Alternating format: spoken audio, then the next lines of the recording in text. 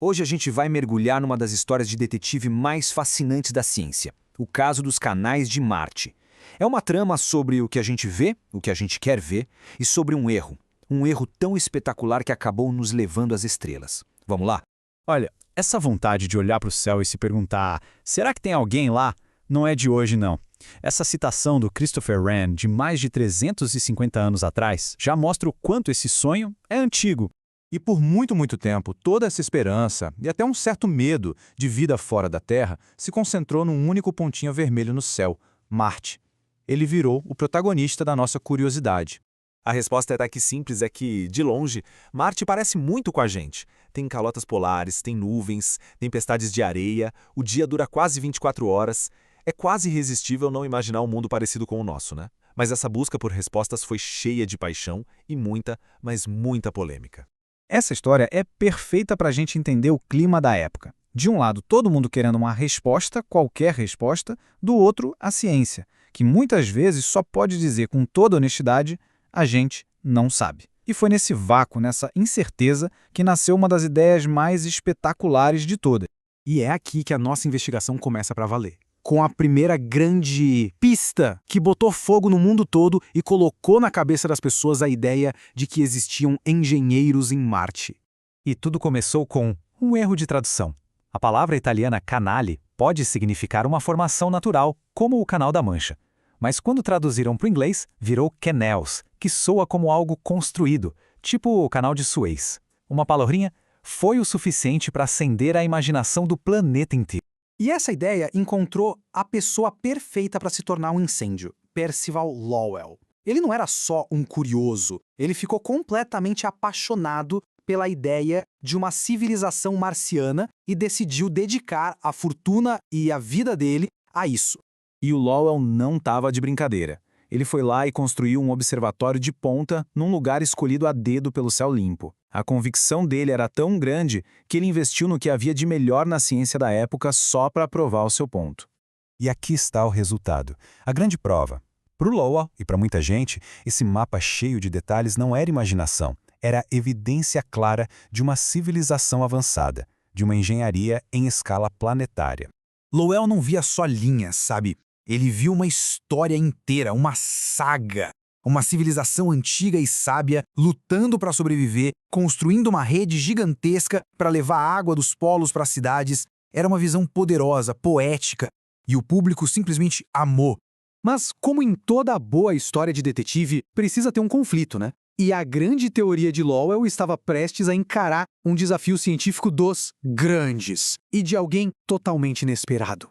Chegou o nosso detetive rival, Alfred Russel Wallace, um cientista super respeitado que ia analisar o caso não com um telescópio, mas com uma arma diferente, as leis da física. E o argumento dele foi um golpe fatal, com uma lógica muito simples. Ele disse, a atmosfera de Marte é tão fina que qualquer água num canal aberto simplesmente evaporaria na hora. Ou seja, todo aquele sistema de irrigação grandioso era impossível. Então, de repente, a gente tinha dois Martes completamente diferentes. De um lado, o Marte romântico de Lowell, cheio de vida e engenharia. Do outro, o Marte frio e realista de Wallace, um deserto congelado e sem vida.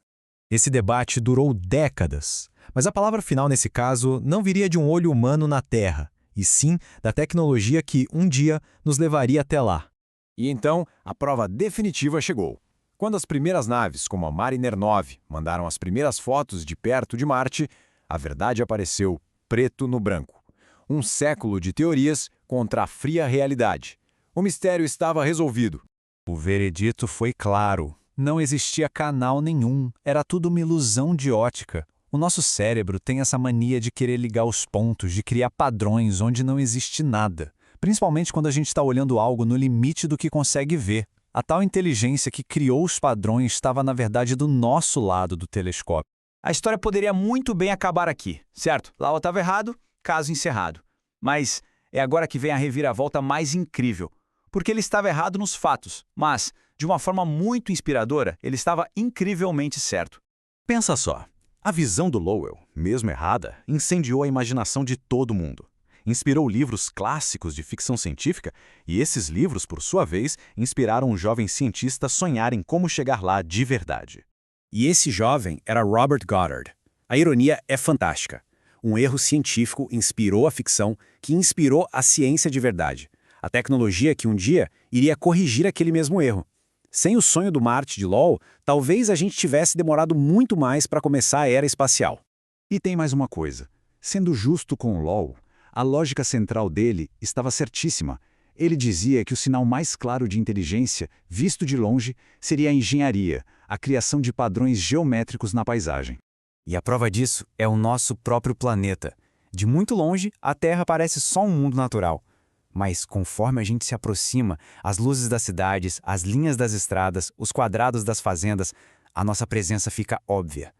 Lowell estava procurando o sinal certo, só que no planeta errado. No fim das contas, o sonho dos canais de Marte, mesmo sendo um erro, foi o que nos empurrou para as estrelas. É um lembrete de que, às vezes, são as nossas ideias mais ousadas, até mesmo as erradas, que abrem os caminhos mais incríveis. E aí fica a pergunta, né? Quais serão os belos erros de hoje que podem estar, sem a gente saber, inspirando o próximo grande salto da humanidade?